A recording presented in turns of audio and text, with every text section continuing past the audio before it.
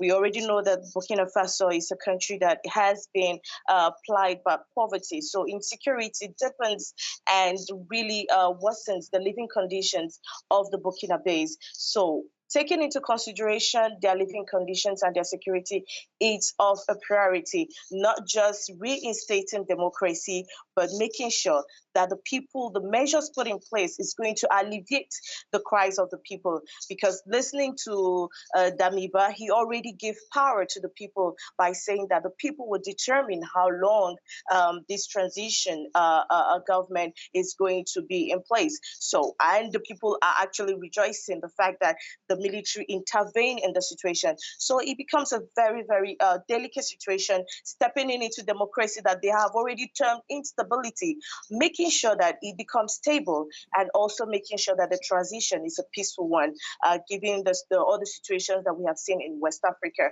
So we are hoping that by the end of today's meeting, the measures or the communique that will be released by ECOWAS would actually reinstate peace and also better the living conditions of the Burkinabes. Yeah, and Chinwe, by some counts, this is at least the fifth coup in West and Central Africa this decade. So what would ECOWAS need to do to stop this trend?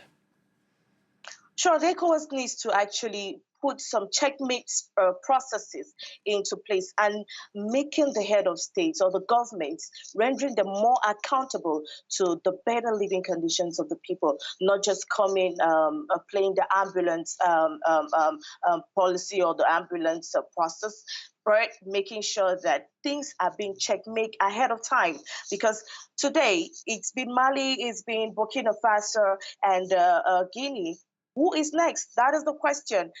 Insecurity is not only a spike in all these countries, we also have other states in West Africa that are suffering from the same situations. So it's not just looking at where the fire has, the alarm has been raised. What about the other population that are also decrying the same situations? So we are hoping that ECOWAS will not only put in measure the aftermath, but what about before time? So it's important that they put the electoral processes in place, because Kabore, after his second election in his second re-election in 2020, that's when people actually started crying. So 2020 to 2021 is a lot of time to have checkmate the situation. Same thing in Mali, same thing in Guinea.